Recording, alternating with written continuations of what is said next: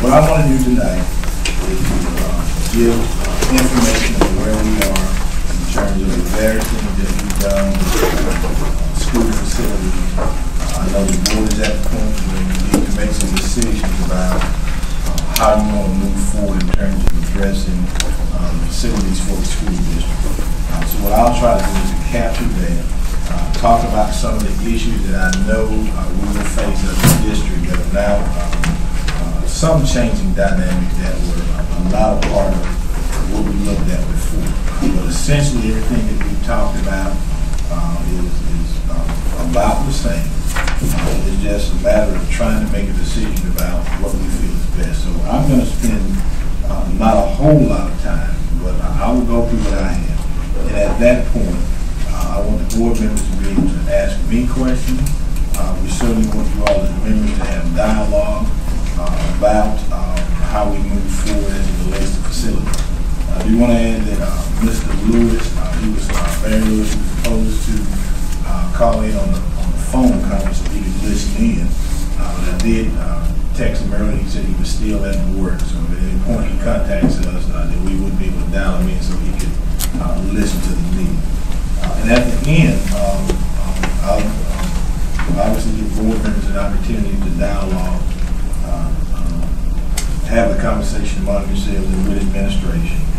And at that point, hopefully you'll have information so that at some future date, you can make a decision about direction for the superintendent. I'll certainly share my thoughts and ideas with you about school facilities. One of the things that we definitely wanted to do is to make sure that the 3 new board members that are now members of the board, that we give them the opportunity to really digest all of the information that we've had available in the past couple of years. So I know that at any point there's additional questions that you may have, you know where to reach me. Quite often you're going to have your late night reading and you look at stuff and a question will come to mind. And then at that point, you'll be able to get in contact with me because every question won't come to you when you first go through.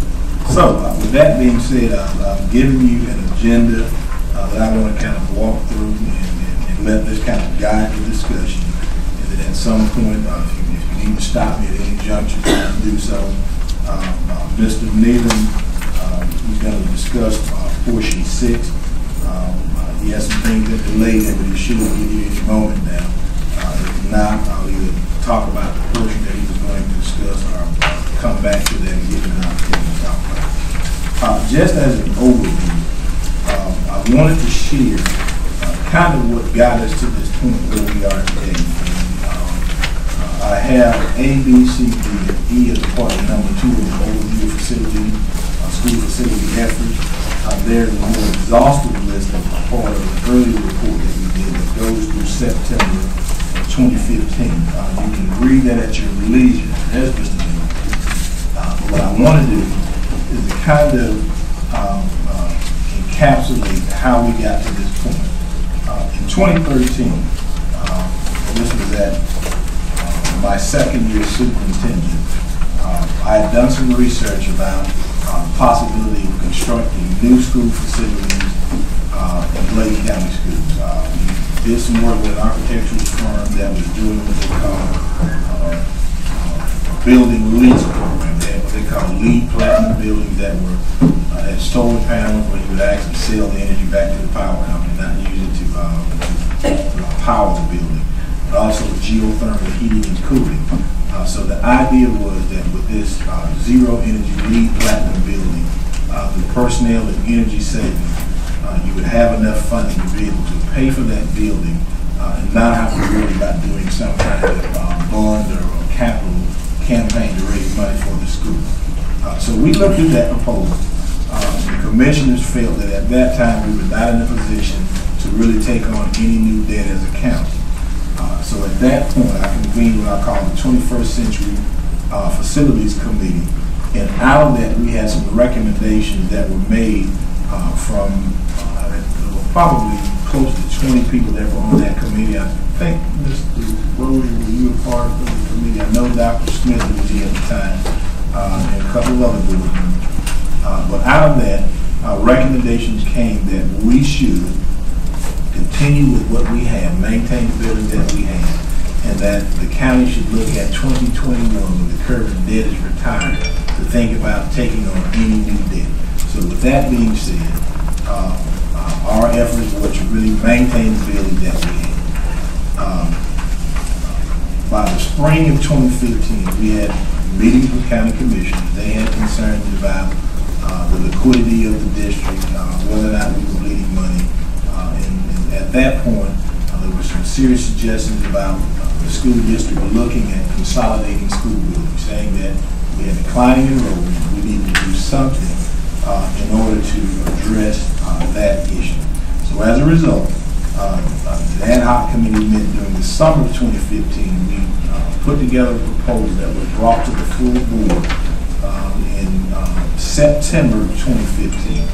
And at that point, the board stalled on moving forward. There was a lot of pushback from the community, I would say. There were some different opinions between various people in the community about whether or not this was a good idea.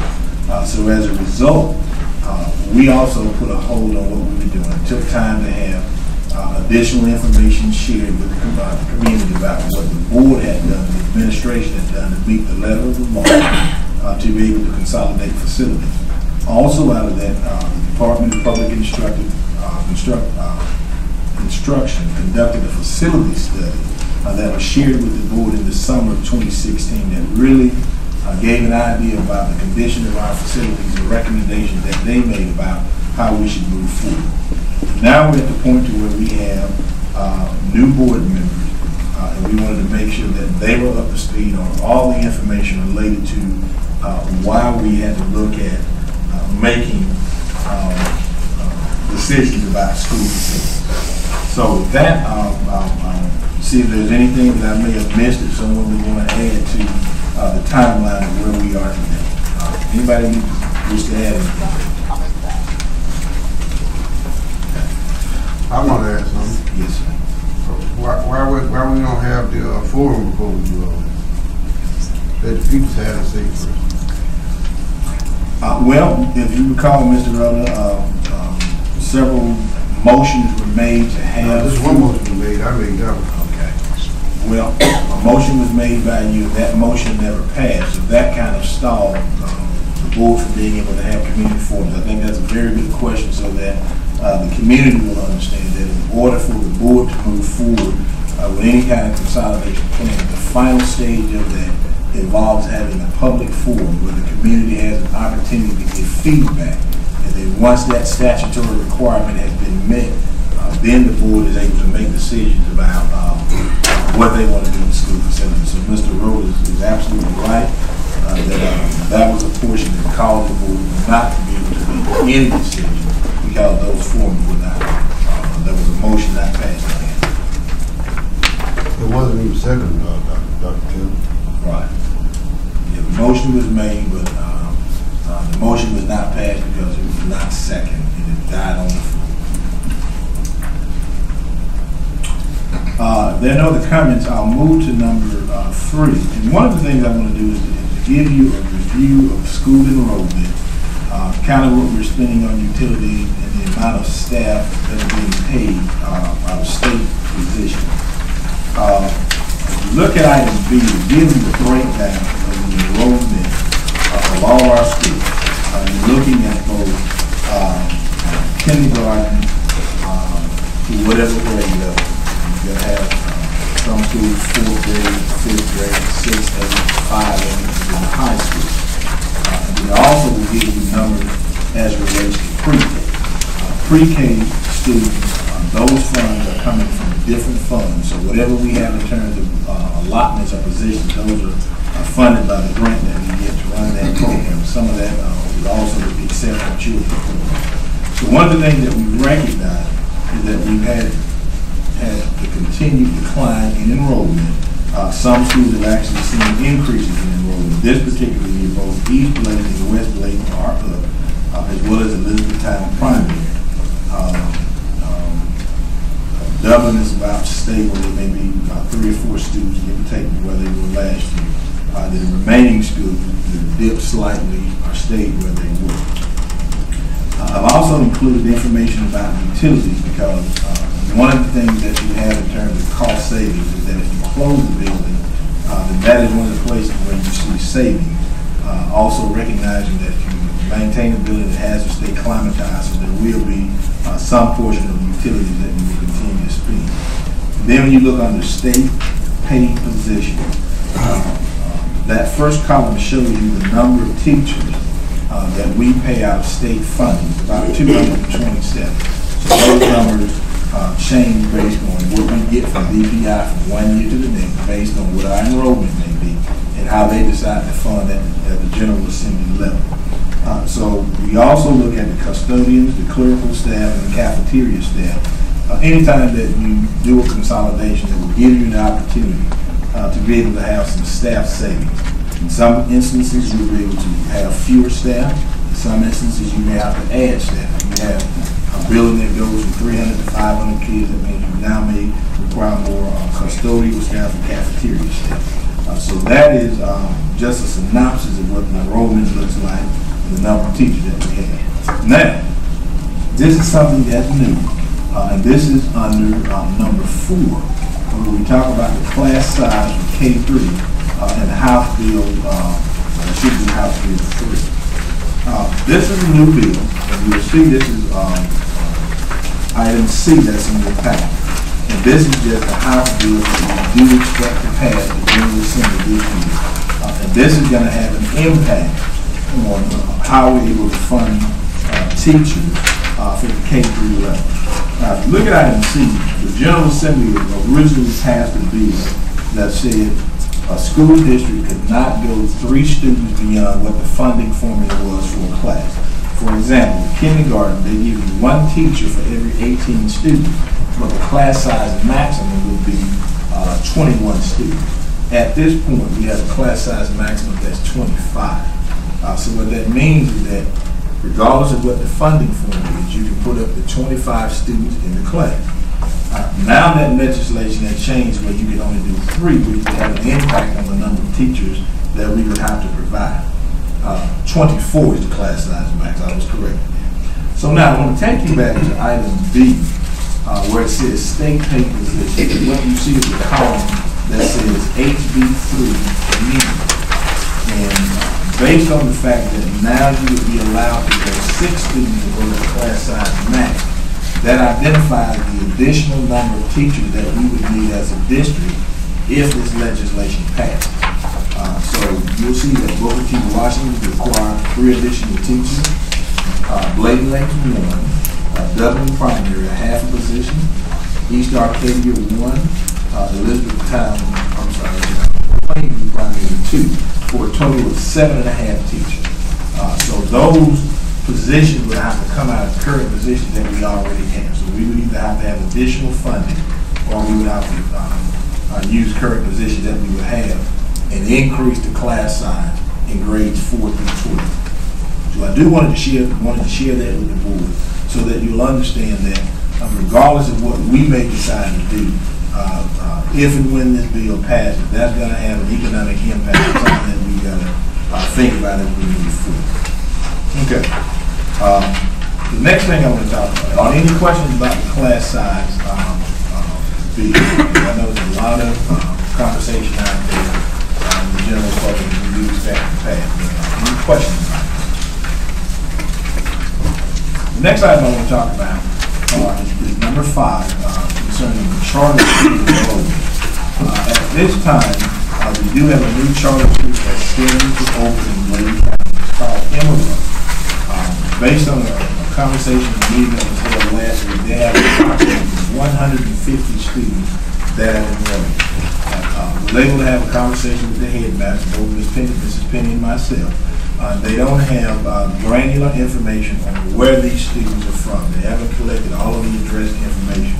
But what we think is that most of those students may come from the Columbus charter and then make their way back to Bladen County. So at this point, we have no solid information on what those numbers are going to be. They expect to have approximately 300 students. So we feel that based on those different combinations, that can impact us by 100, 150 students. At this point, we really have no idea of knowing what those final numbers will be. Ms. Penny, was there any additional information that you may have obtained about the charter schools and what their enrollment might be? No, just what she told us at that meeting the other day. With that said, the next item I want to share with you is looking at the possibilities of consolidation. And I'm going to allow Mr. Lou Nealon, our maintenance director, to sort of chime in at this point. Ms. Lackman has the PowerPoint that's up, and this is Mr. Nealon's copy. This is one you're going to use. So I'll let him come up, and I'll give some comments, and then I'll kind of turn it over to him. Over the past few years, we've discussed several options in terms of how we might want to consolidate. And A through E under 6 kind of gives a synopsis of some of those combinations that we talked about.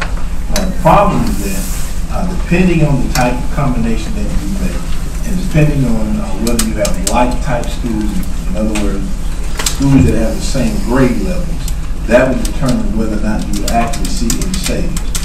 So we talked about those various combinations. Those are still out there. And I want to give Mr.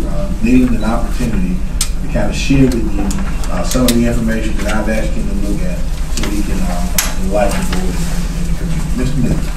Good evening, everybody hear me all right? I'm pretty loud anyway. I'm not like me that thing, but really all this is just a visual way of looking at what DPI put into their recommendation. Of course, I came here in January, but even before I arrived, that was something I was already looking at and becoming familiar with. So I just worked off the assumption from previous meetings and discussions that that's probably the way we would go. As I went through that, I looked at how they evaluated the buildings. I thought they brought a pretty comprehensive team of people down to look at the condition of all the existing buildings.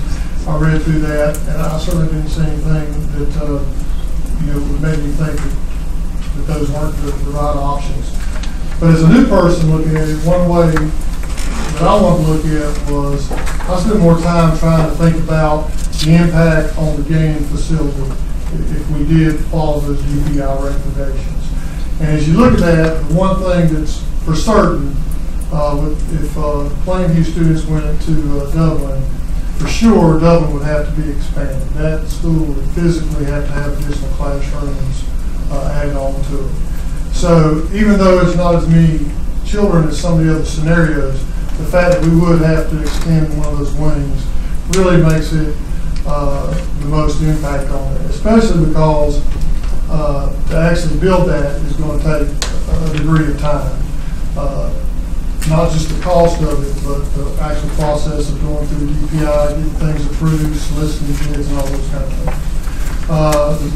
And I just didn't put those in particular orders. The next one I went to was with Booker T. Washington, and the students went both to the east and Bladen. And actually, that one I think, and just my going around and looking at the existing facilities, it's really not a whole lot of impact. Dr. Taylor mentioned some of the things that, even with that House bill that come up, the one thing you'll find in that DPI report that is true in a lot of our facilities already is we already have to make a lot of changes to the ADA requirements, sizes of bathrooms, and we have to do that anyway because of the age of the facilities. And any other county like ours would have to do that too. But we would probably have to do that a little bit quicker because we'd be having those students.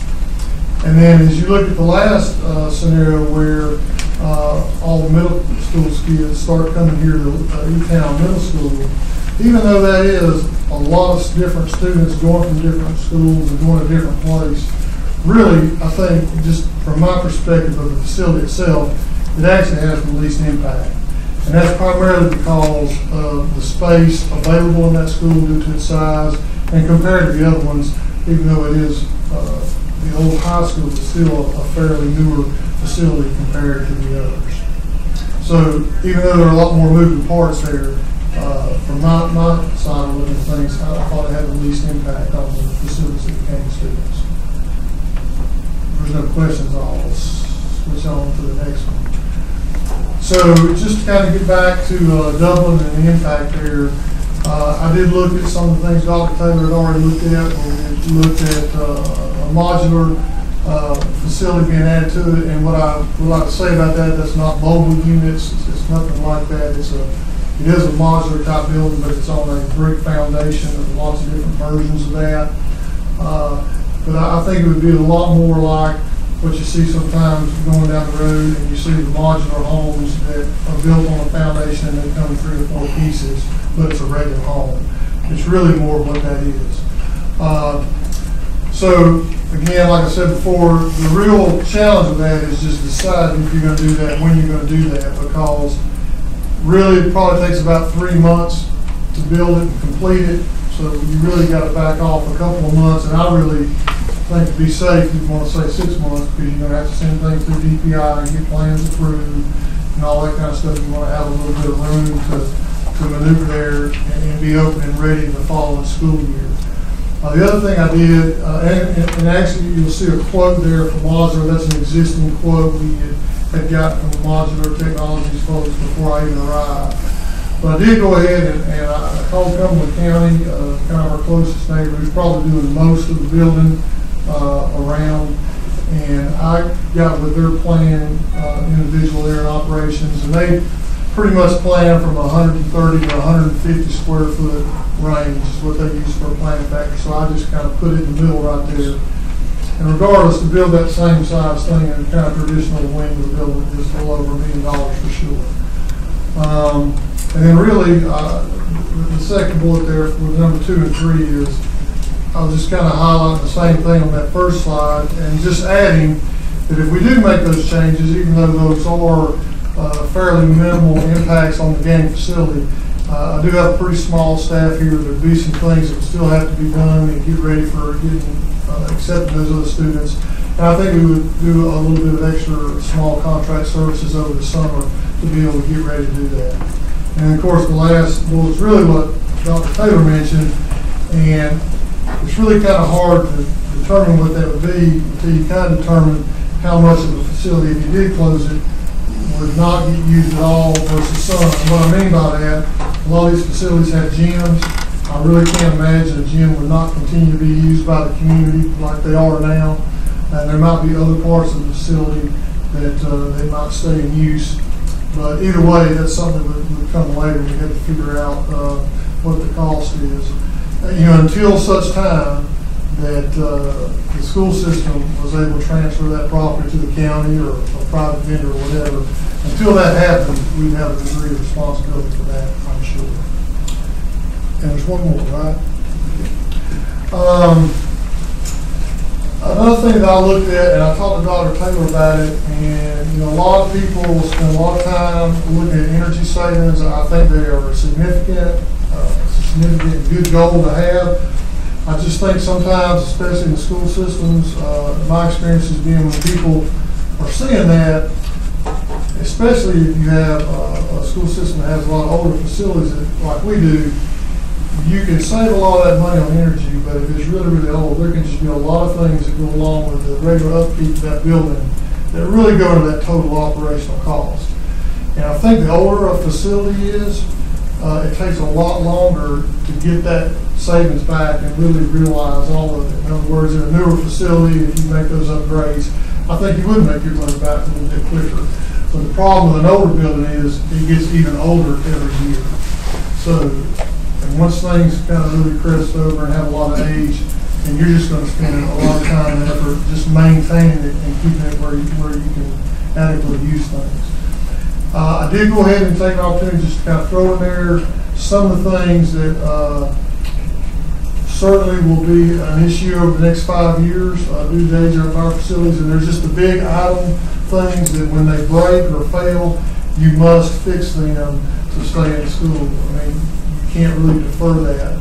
And I put the chiller on there for sure because we have 6 of them here in the system. And all of those are at 15 years now or a hair older. And really, after 15 years is when you really need to start thinking about maybe having to replace those. If you're real lucky, you might get 20 years out of it. The reason you have to really think about it, though, is if you lose one, and especially if the school only has one chiller, the two high schools have a dual system, they have two chillers there. So at least if one fails unexpectedly, you have one to rely on. But the other two schools only have one. And the issue with that is deciding if you want to do a planned replacement versus wait for it to fail. The problem with that is chillers are not sitting on a lot somewhere. And if you buy one, it takes about 8 weeks to build it. And it gets built and it gets sent to where you are. So if that happens in the middle of summer and you're going to have to keep school going, you're going to have to rent one. It comes on a big 18-wheeler flatbed. It's the same chiller you put there, but you'll spend $40,000 to $60,000 waiting on that other chiller to get there, depending on where it comes from. So those things are in there and are really got to be kind of part of the discussion with the age of the schools we have now. Roofing systems, that's another one. You can patch them for a while. You can do some of those things, but at some point you can come to the point where you just have to replace that roofing system. And there are lots of different ways of doing it, but none of those are really inexpensive. So just, I'm kind of a new person here looking at it, and just part of the discussion, as Dr. Taylor said, in kind of the long vision for the county and what we want to do. I think I'm only just stating a fact that really, if you really want to actualize savings on energy programs and efficient technologies, really the only way to get your money back quickly out of that is new facilities, some form of newer construction, where you go ahead and put that in there. If you're just going to patch it together with the older facilities that you have, it's okay if that's what you have to do. Just understand you're not going to save things on energy and other things as quickly with that as you would with a newer type of construction, however you decide to do it.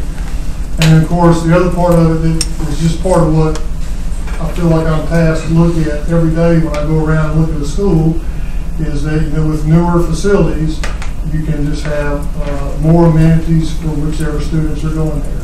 And I have seen a very wide range. I've seen some very nice gymnasiums at the elementary level and no gym.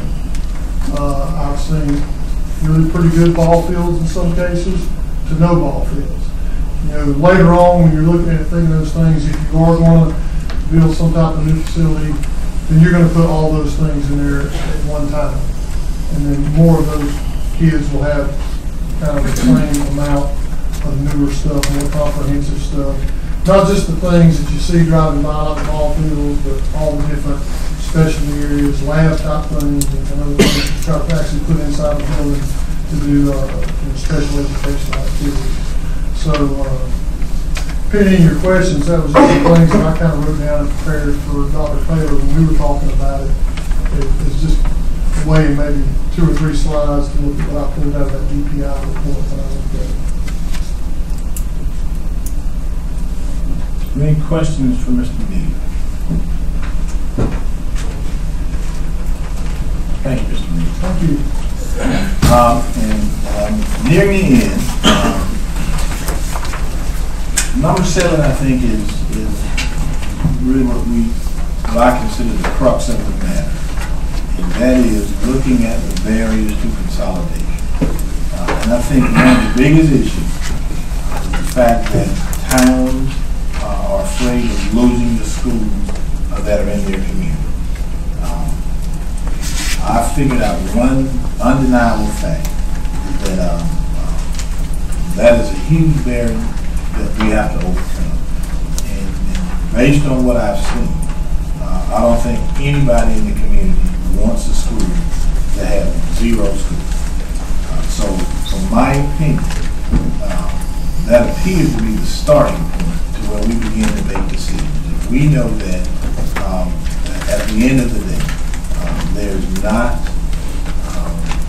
the will to be able to tell a town that you no longer have a school, then we have to let that be the starting point. And I really do understand that. We looked at Clarkson, and what we know on paper is financially the most feasible and best thing to do.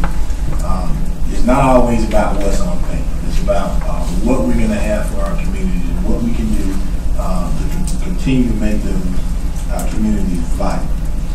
So that is a real barrier. And I do want board members and the community to have a serious conversation about that. But I view that as the starting point. The next issue is also extended travel time. We've talked extensively about what those times would look like depending on the kind of configuration and consolidation that you would choose to do. When we look at Plainview, the travel time from where they are now at Plainview to Dublin, you're talking no greater than 15 minutes. If you look at, and that's going to vary depending on where those buses will come from and the routes. Actually, some might end up being closer, but it's still an issue. We do anything with East Arcadia as it relates to middle school students or the K-8 school in general, more than increase that time that they have now. That means if you're a kindergartner and you're living on Beatty's Ridge Road and you don't go to East Arcadia, then the only other options that would be available would be a school that's in Clarkton, a school that's in Elizabethtown, or Bladen Lakes Primary. And either one of those is something that is just so beyond that we wouldn't want a kindergarten to have that kind of travel. So that's an issue that we've got to look at. How do we lessen the impact of small children being able to travel? When it comes to our high school students, there's really no way around it. We have high school students that stay at the edge of the county in both east and west, and they have long travel time. But I'd much rather have a 16-year-old student who's traveling along as opposed to a 5 or 6-year-old student. And the last barrier that I see are the actual cost savings that would not be realized based on the kind of configuration that we would have. And I'll give Ms. Penny the opportunity to give any kind of input that she may like. But what we recognize is that if we do a consolidation of a Plainview and a Target, and it's not something going into a new building, we don't actually save any money. It's the same thing for Booker T. Washington and Clarkton. Because you have K-5 in one grade level and 6A, there's no opportunity to save anything on teaching personnel. You will see some savings as it relates to classified and support staff. But then you still have the issue of principals under contract, which now would not be paid by the state. So I'm going to pause and give Ms. Penny an opportunity to give any input that she would like on school configuration and savings. Dr. Taylor is exactly right. If you don't consolidate like schools, then really the only savings that you have is the maintenance, utilities in the facilities, and maybe the custodian and the clerical, an assistant principal if they have one. The principal, as he said, is still under contract. The savings comes when you consolidate schools, because you've got, and I'm just using this as an example, you've got smaller class sizes down at East Arcadia. You can take those students, let's say we do the middle school, and as one time had been, an idea had been brought up, and those kids in the middle school come here to Elizabethtown Middle School. There's 4 teachers down there in the middle grades. More than likely, we would not need those 4 teachers for the middle grades at Elizabethtown Middle, because the numbers are so small that they could be absorbed. The students go into the classes at Elizabethtown Middle and not need additional teachers for that. That is where, in consolidation, that is where the savings comes from, is consolidating like grade schools and being able to absorb a majority of the students within the other school, not causing you to have to employ in those same grades those teachers. When you just consolidate let's say Clarkton and Booker T, you're moving 2 schools to 1 facility, you're going to have the K-5 kids at Booker T, those teachers, they're just changing location. That's all you're doing. The transportation is not going to be much different because you're just moving.